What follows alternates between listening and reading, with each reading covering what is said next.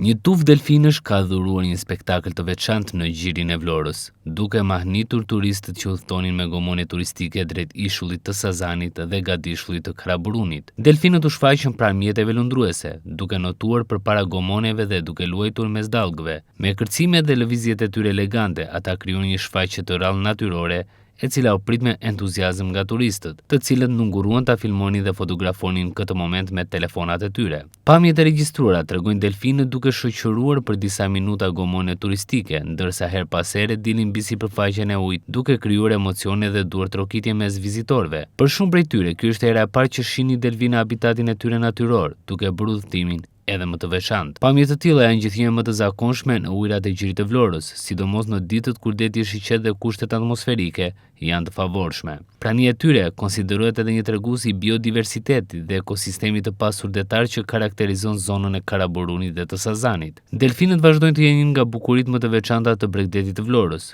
duke i shtuar edhe më shumë hije udhëtimeve turistike dhe duke u dhuruar vizitorëve kujtime të paharrueshme nga një prej destinacioneve më të frekuentuara të Rivierës